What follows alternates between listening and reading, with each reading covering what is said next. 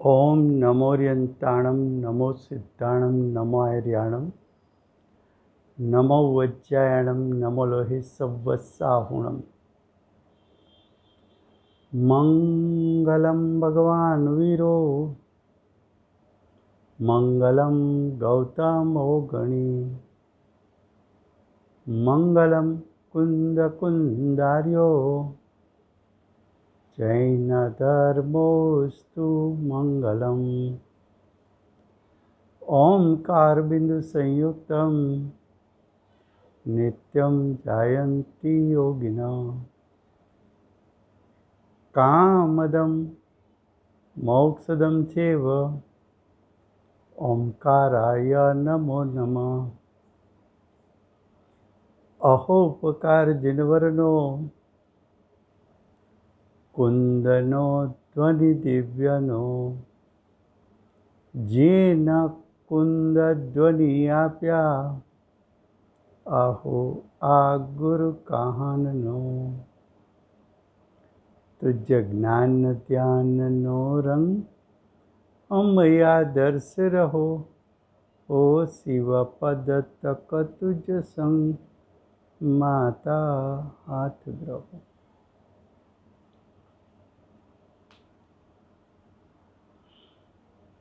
આજે 10 લક્ષણ પર્વનો 5મો દિવસ છે। 5મો દિવસ ઉત્તમ સત્ય ધર્મ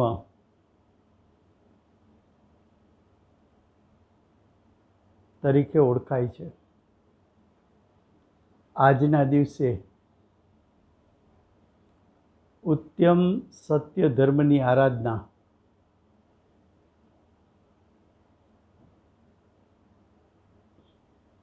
છઠ્ઠે સાતમે ગુણસ્થાને ઝૂલતા મુનિરાજ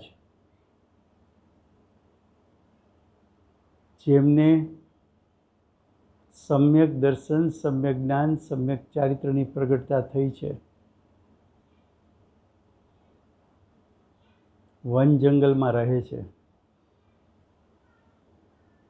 10 પ્રકારના પરિગ્રહ કુટુંબ વગેરેનો ત્યાગ કર્યો છે, શરીર પ્રત્યે ઉદાસીન થયા છે, મોક્ષ માર્ગમાં ઊભા છે,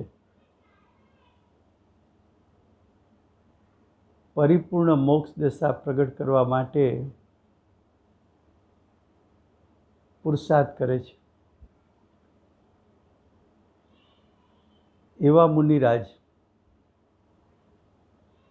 જેમને પોતાના પરિણામમાં 10 લક્ષણ ધર્મ પ્રગટ થયા છે, એવા મુનિરાજની ભૂમિકામાં ઉત્તમ સત્ય ધર્મ કોને કહે?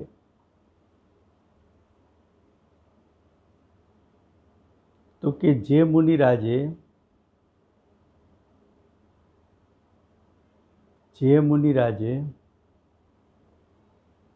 સત્ય એવો આત્મ સ્વભાવ ગ્રહણ કર્યો, સત્ય એવો આત્માનો શુદ્ધ જીવાસ્તિકાય જેને ગ્રહણ કર્યો, એની દશામાં સત્ય માર્ગ પ્રગટ્યો, યથાર્થ મોક્ષ માર્ગ પ્રગટ્યો।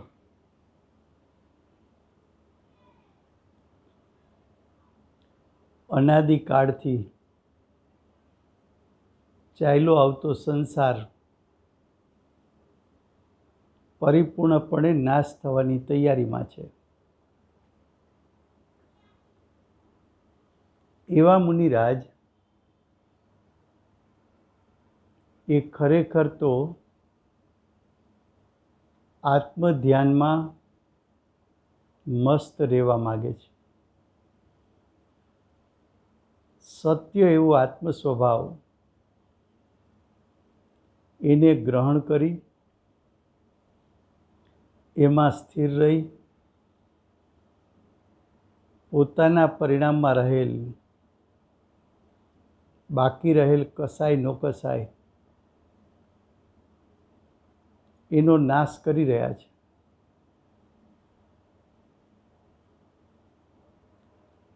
પોતાના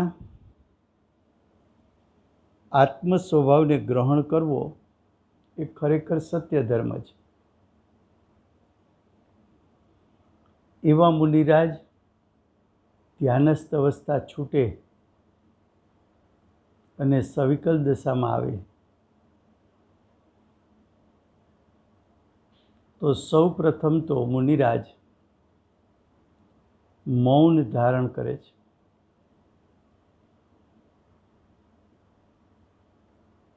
મુનિરાજને સવિકલ દશામાં આવીને ઉપદેશનો વિકલ્પ એ પણ ભારરૂપ લાગે છે. સવિકલ દશામાં મૌન રહીને આત્મ સ્વરૂપનું ચિંતન કરવું, મનન કરવું, એ વિકલ્પને તોડીને ફરી પાછું નિર્વિકલ્પ થવું,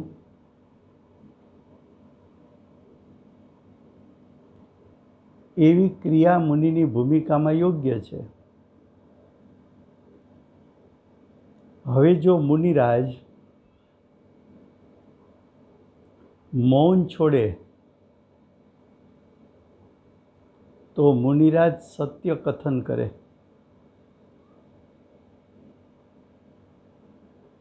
સત્ય કથન કોને કહેવું? તો કે મુનિરાજના શ્રીમુખેથી એવું કથન નીકળે જેમાં સ્વ અને પરનું હિત હોય.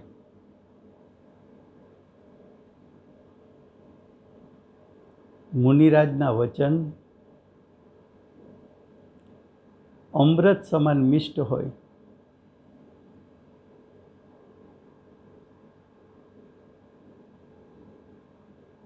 મુનિરાજના વચન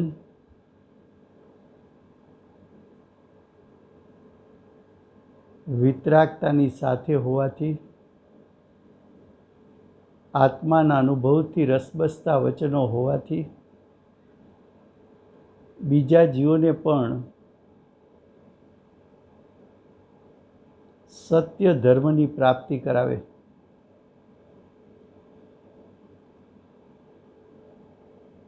મુનિરાજ એને પ્રગટેલું જ્ઞાન તો સમ્યક જ્ઞાન છે. સ્વપરને જેમ છે તેમ યથાર્થ જાણે છે. માટે સ્વપરનું સ્વરૂપ જેવું છે તેવું કથન કરવું એને સત્ય ધર્મ કહ્યો છે.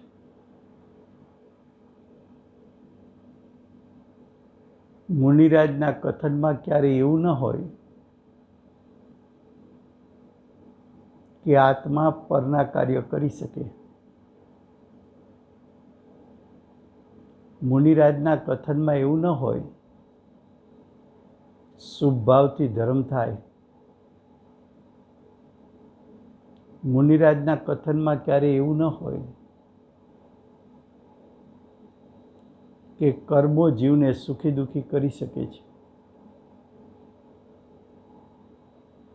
મુનિરાજના વચન એવા ન હોય કે આ જગતનો કરતા હરતા ઈશ્વર છે. એ બધા અસત્ય કથન છે. મુનિરાજનું કથન એવું હોય આત્મા સ્વતંત્રપણે પોતાના કાર્ય કરી શકે અને વિશ્વના 6 દ્રવ્યો પોતપોતાની સ્વસત્તામાં રહીને પોતાના સ્વભાવથી સ્વતંત્રપણે પરિણમી શકે. મુનિરાજનું કથન એવું હોય કે પુણ્ય બંધનું કારણ છે. વિતરાગતા મોક્ષનું કારણ છે. મુનિરાજ ક્યારેય એમ ન કહે કે તું કર્મથી સુખી દુઃખી થાય છે. મુનિરાજ એમ કહે કે તું તારા પરિણામમાં મોહ રાગ દ્વેષ કરે તો તું દુઃખી છો. સમ્યક દર્શન જ્ઞાન ચારિત્ર પ્રગટ કરે તો તું સુખી છો.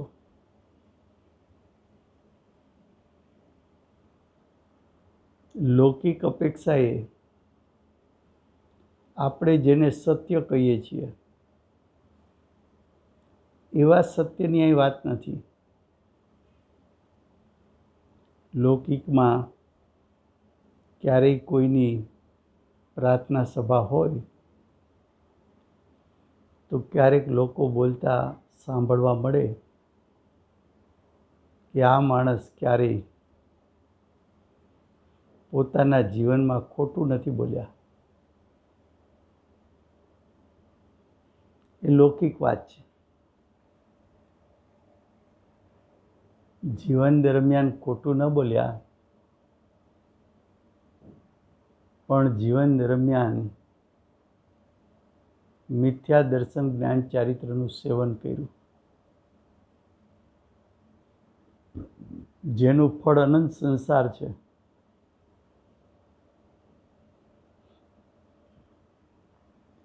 મિથ્યાત્વ સહિતનું કથન હોય એ જીવની માન્યતામાં એમ હોય કે મારી ઈચ્છા મુજબ હું કથન કરી શકું છું.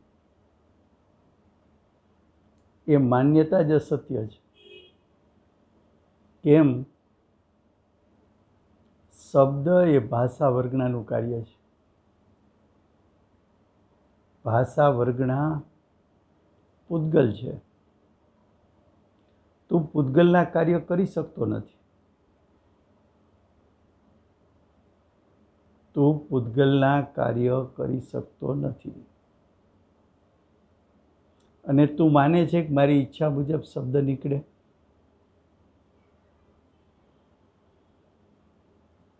એ માન્યતા વિપરીત. પરદ્રવ્યનું હું કાર્ય કરી શકું છું એવી માન્યતા સાથેનું કથન અસત્ય કથન છે. મુનિરાજે મિથ્યાત્વને ત્રણ કસાય છોડ્યા, સમ્યક જ્ઞાન પ્રગટ કર્યું, વિપરીત અભિપ્રાયને રાગ દ્વેષ છોડ્યા. જેનું જ્ઞાન સમ્યક થયું, મધ્યસ્થ થયું, એના શ્રીમુખેથી વચન અસત્ય કેમ નીકળે? અને જેમને રાગ દ્વેષ છૂટ્યા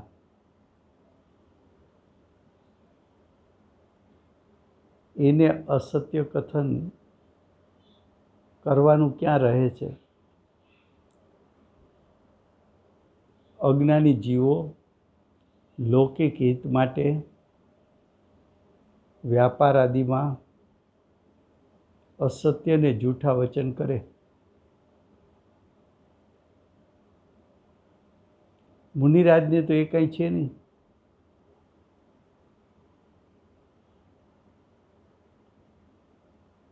એક સત્ય તારો જ્ઞાયક સ્વભાવ છે. તારા જીવનમાં સત્ય ઘટના એટલે જ્ઞાયકને ગ્રહણ કરી જ્ઞાયકમાં લીન થઈ જવું, જે મુનિરાજ કરી રહ્યા છે. આત્મસ્થિરતા કરવી એ સત્ય ઘટના છે. એવો સત્ય ઉત્તમ ધર્મ પાળનાર મુનિરાજ ઉત્તમ સત્ય ધર્મને કારણે મોક્ષ માર્ગમાં ઊભા છે અને એમનું ફળ મોક્ષ આવશે. હવે આપણો બીજો વિષય છે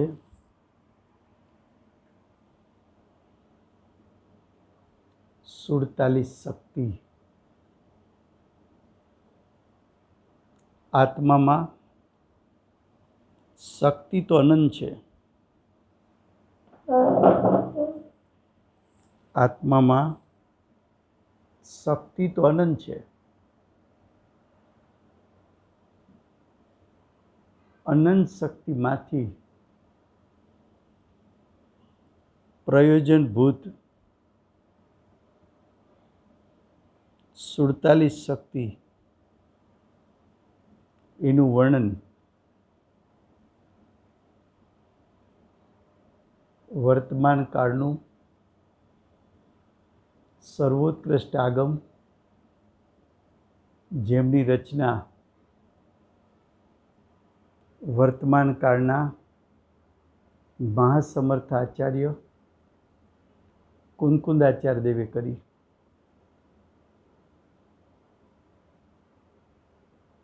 કુનકુંદાચાર્ય દેવ મુનિઓના મુનિ એવા આચાર્ય પદના ધારક.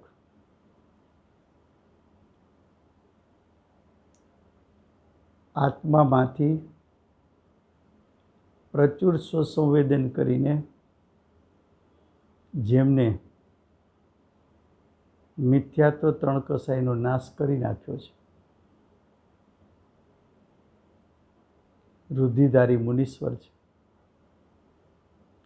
એમને સમયસર ગ્રંથ પૂર્ણ કર્યો.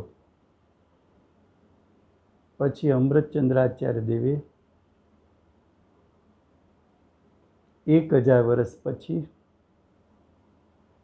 અમૃતચંદ્રાચાર્ય દેવ કુનકુંદાચાર્ય દેવ પછી 1000 વર્ષે થયા. એ અમૃતચંદ્રાચાર્ય દેવે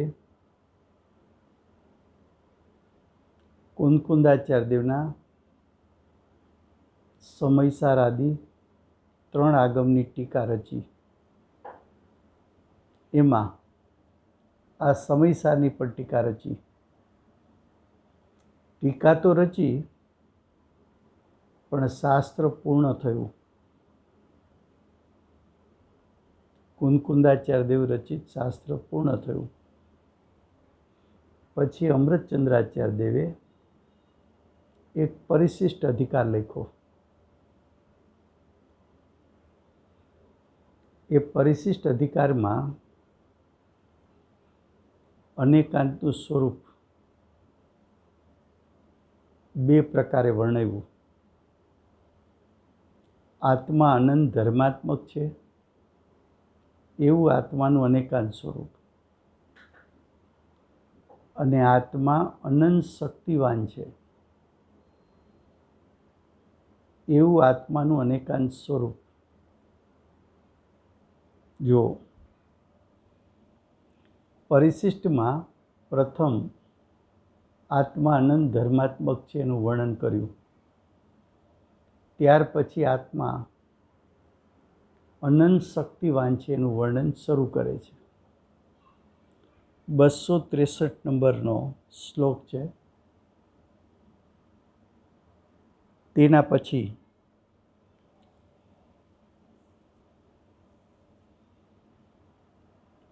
પછી પ્રશ્ન ઉત્તર છે. પ્રશ્ન ઉત્તર ઉપર બ્રેકેટમાં લખ્યું છે કે આચાર્ય દેવ, અહીં આચાર્ય દેવનો અર્થ છે અમૃતચંદ્ર આચાર્ય દેવ, અનેકાંતને હજુ વિશેષ ચર્ચે છે. વિશેષ ચર્ચે છે કેમ લખ્યું? તો કે આની પહેલાં આત્મા અનંત ધર્માત્મક છે એ અનેકાંતના સ્વરૂપની ચર્ચા કરી લીધી છે. એ ચર્ચા પૂર્ણ થઈ. પછી અમૃતચંદ્રાચાર્ય દેવને છતાં એમ ભાવ આવ્યો કે અનેકાંત વિશે વિશેષ પ્રકાશ પાડો. હવે દેખો પ્રશ્ન, આત્મા અનેકાંતમય હોવા છતાં પણ આત્મા સ્વભાવથી કેવો છે? અનેકાંત. અનેકાંતનો અર્થ છે અનેક અંત. અનેકનો અર્થ છે અનંત, અને અંતનો અર્થ એક અર્થ ધર્મ છે, બીજો અર્થ ગુણ છે, ત્રીજો અર્થ શક્તિ છે.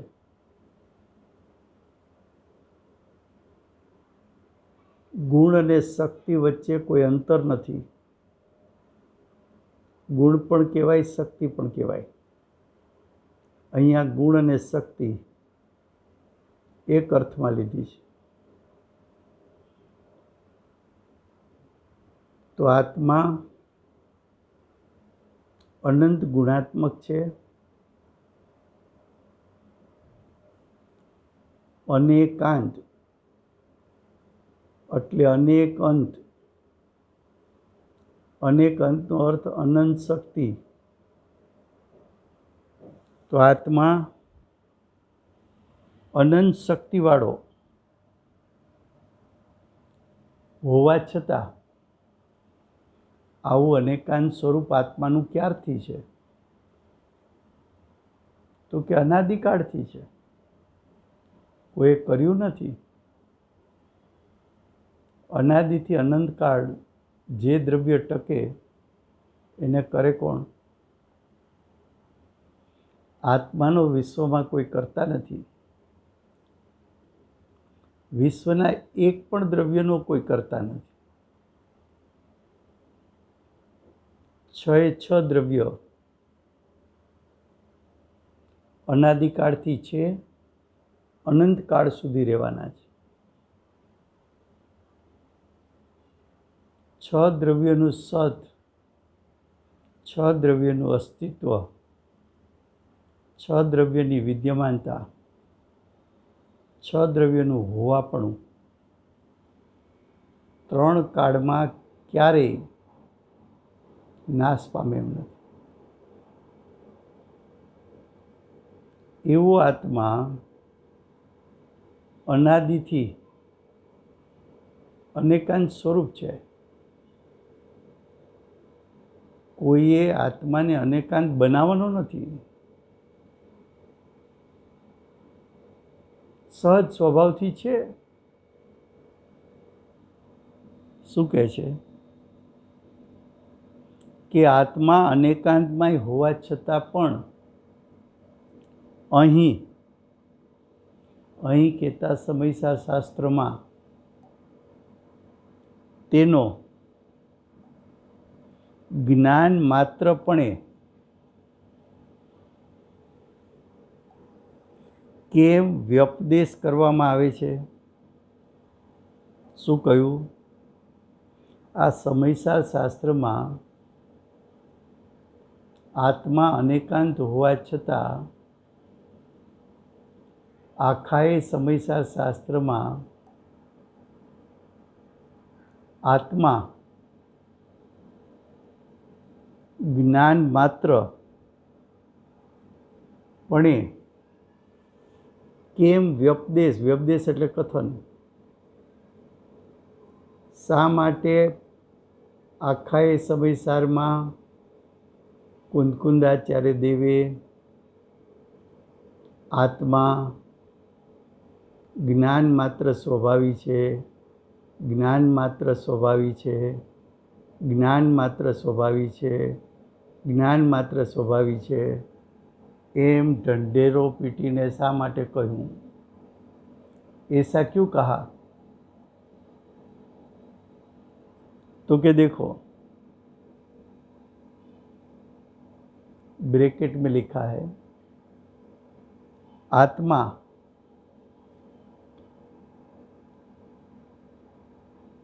अनंत, आत्मा अनंत धर्म वाला, या धर्म का अर्थ शक्ति, आत्मा अनंत शक्ति वाला होने पर भी उसको यानी आत्मा को ज्ञान मात्रपने क्यों कहने में आया?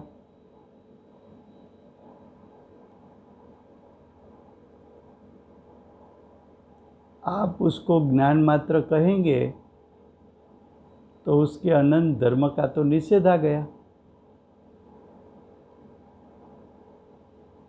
देखो, ये प्रश्न उत्तर उठाया है अमृतचंद्राचार्य देव ने।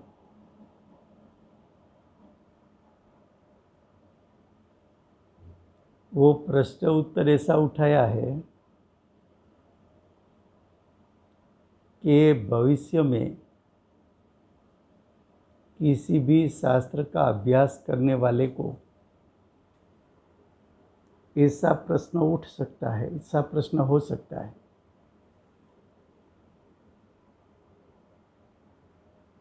तो अमृतचंद्राचार्य देव ने आशंका के रूप में विशेष समझाने के लिए प्रश्न उठाया और उसका निराकरण भी करेंगे। अब देखो उसका उत्तर। लक्षण की प्रसिद्धि के माध्यम से लक्ष्य प्रसिद्ध करने के लिए आत्मा को ज्ञान मात्र कहने में आया। कुंदकुंदाचार्य देव ने जो कथन किया है वो कथन सत्यार्थ है। सत्यार्थ क्यों है? तो कि सत्यार्थ इसलिए है कि आत्मा अभेद चीज है।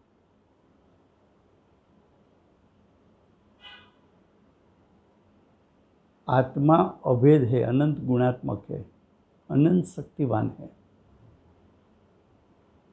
उसका परिचय करने के लिए उसके लक्षण के माध्यम से उसका परिचय हो सकता है।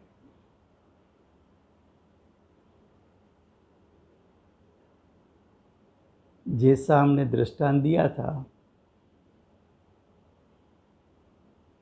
कि क्या मिर्ची में सिर्फ तीखास है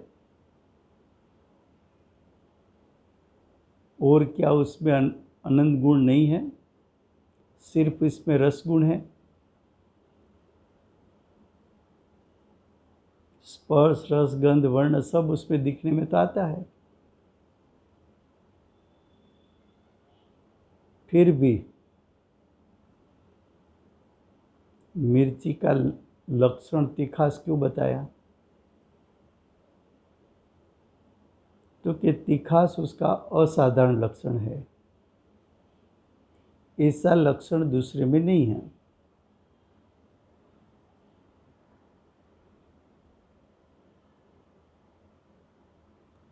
हमने उसका लक्षण एक बताया, उसका अर्थ ये नहीं है कि वो द्रव्य में दूसरे गुण या शक्ति नहीं है, ऐसा उसका अर्थ नहीं है।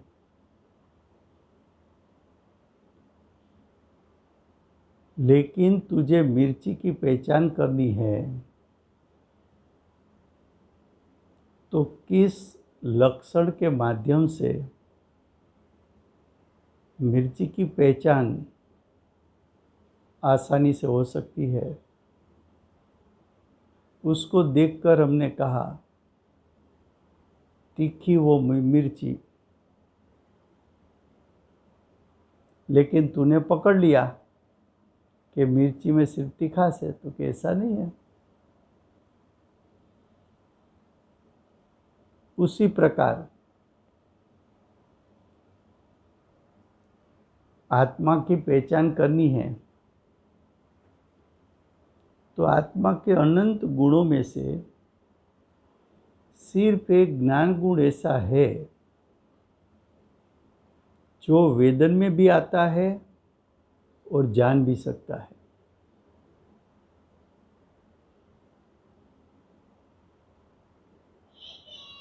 इसलिए हमने आत्मा का लक्षण ज्ञान मात्र दर्शाया था। ज्ञान मात्र कहने का एक प्रयोजन भी था। क्या प्रयोजन था? कि अनंत गुण में से ज्ञान एक ऐसा गुण है जिसका परिचय तू आसानी से कर सकता है।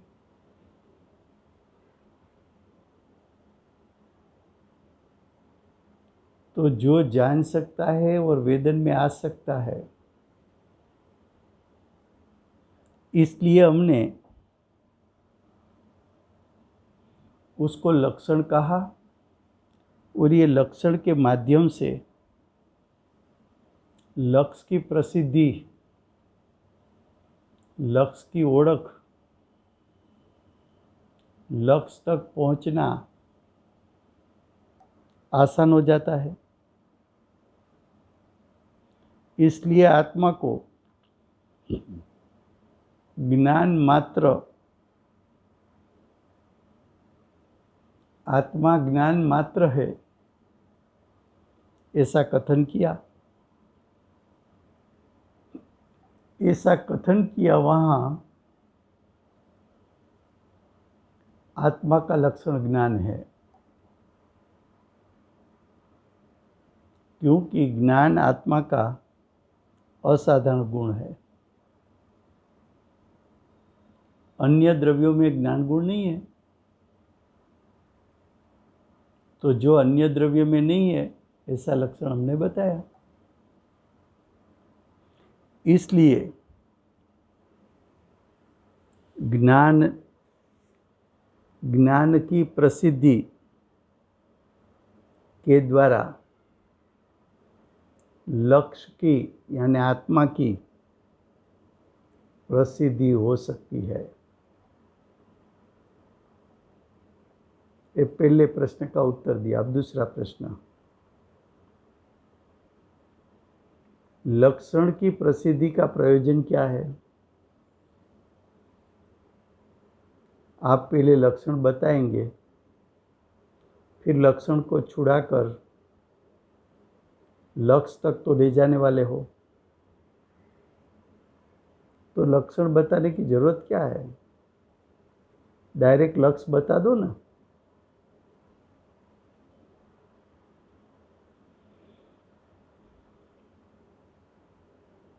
क्या प्रश्न किया देखो। लक्षण की प्रसिद्धि से, ज्ञान की प्रसिद्धि से क्या प्रयोजन है? क्या सिद्ध करना चाहते हैं? क्या तात्पर्य है? मात्र लक्ष्य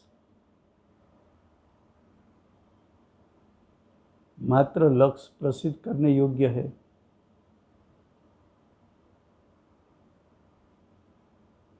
उसका अर्थ क्या? लक्ष्य प्रसिद्ध करने योग्य है तो उसकी सीधी प्रसिद्धि करो ना। लक्षण की प्रसिद्धि करने की जरूरत कहाँ है?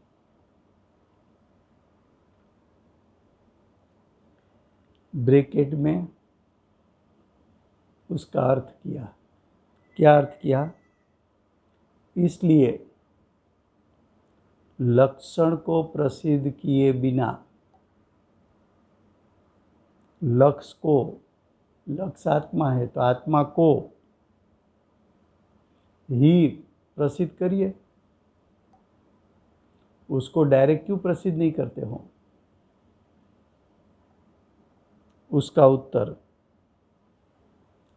जिसको लक्षण प्रसिद्ध नहीं है,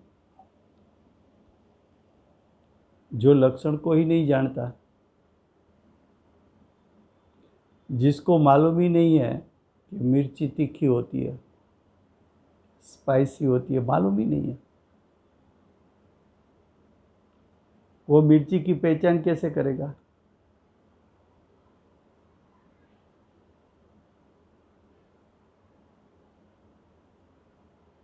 मिर्ची की पहचान कैसे करेगा?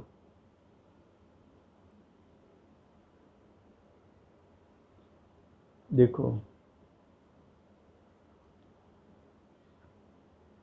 मुझे शक्कर की कैरेक्टरिस्टिक मालूम नहीं है, तो शक्कर को मैं कैसे पहचानूंगा?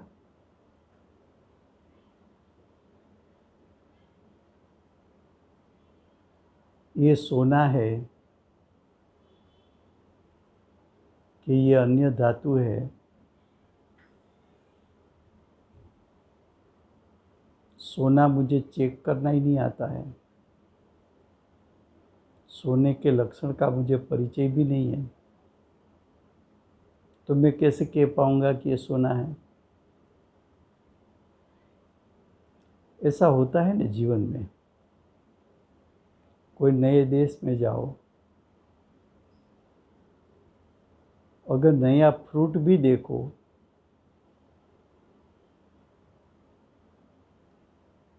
तो भी किसी को पूछेगा कि ये क्या है,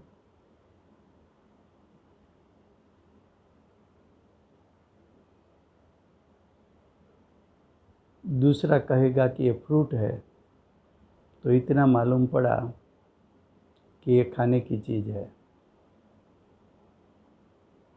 लेकिन ये फ्रूट,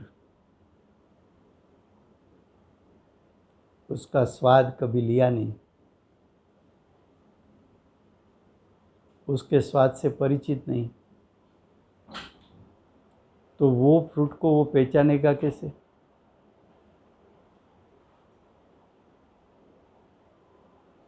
पहचानेगा कैसे?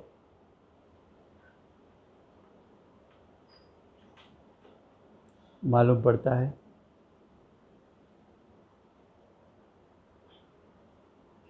देखो क्या कहा, देखो उसका उत्तर, जिसको लक्षण अप्रसिद्ध हो, लक्षण को जानता ही नहीं है,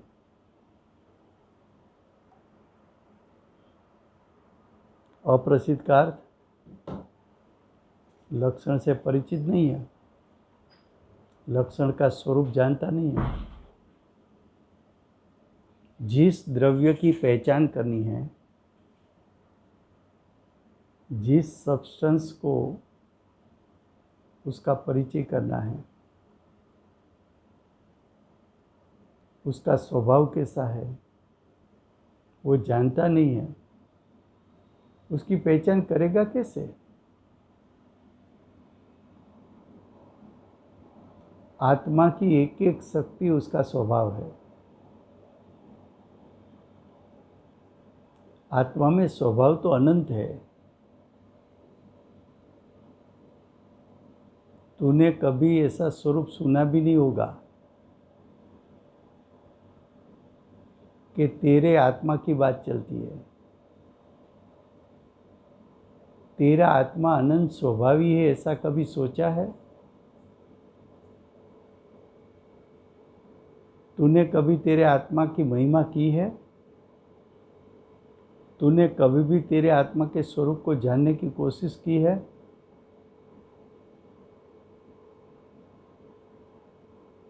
यहाँ आचार्य भगवान तेरे आत्मा में जो शक्ति भरी पड़ी है, वो अनंत शक्ति प्रति समय अपना कार्य कर रही है तेरे आत्मा में।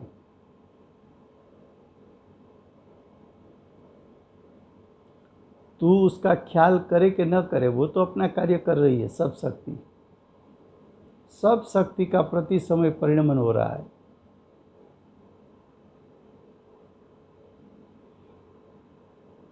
सब शक्ति अपने स्वभाव को अनुसरण करके परिणमन कर रही है और प्रति समय परिणमन कर रही है। तू प्रभु है, तू भगवान है, तू अनंत शक्तिवान है।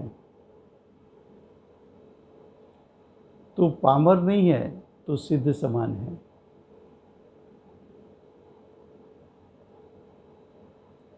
तेरी मान्यता में आ गया कि तू पामर है।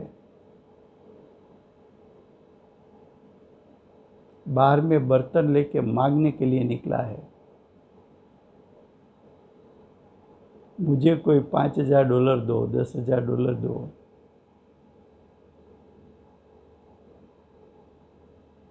तू अनंत शक्तिवान,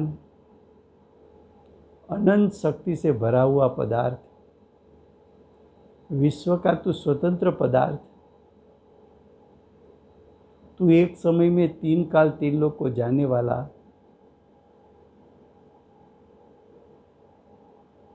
अनंत ज्ञान अनंत सुख की निधि से तू भरा हुआ,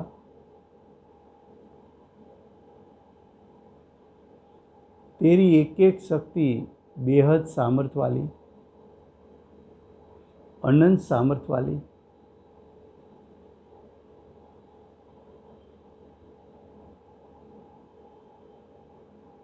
तू शादी अनंत काल तक ज्ञान और सुख का भोगवटा करे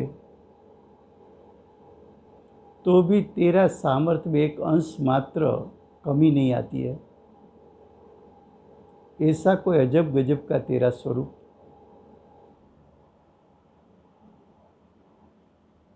तीन काल में एक समय के लिए तेरा परिणमन बंद नहीं हो सकता। एक समय के लिए तू तेरे ही वेदन में ना आए, ऐसा कभी नहीं बन सकता।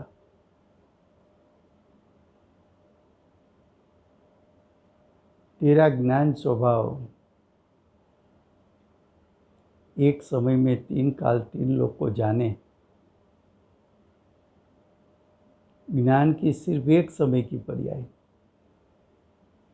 ऐसी अनंत पर्याय ज्ञान स्वभाव में भरी पड़ी है। और ज्ञान जैसे तेरे अनंत स्वभाव दूसरे भी है। एक एक शक्ति एक एक लक्षण है, एक एक शक्ति तेरा एक एक स्वभाव है, एक एक शक्ति तेरा एक एक गुण है। गुण है तो उसका परिणमन है, उसका कार्य है। एक बार वहां दृष्टि तो कर। देखो क्या कहा, जिसको लक्षण अप्रसिद्ध हो,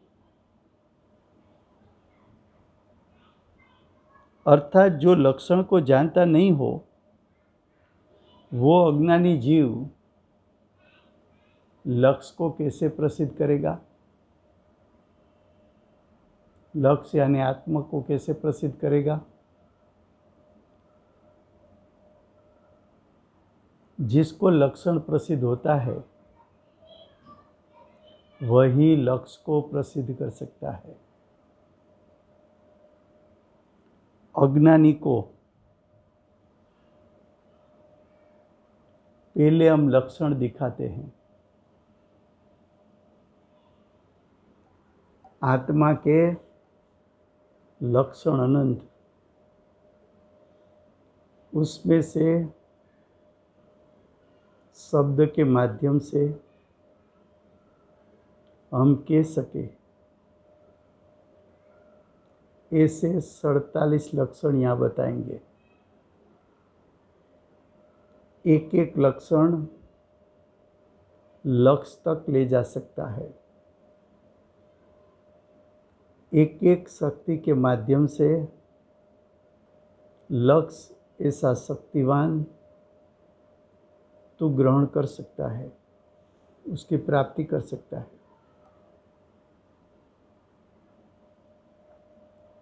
अब देखो,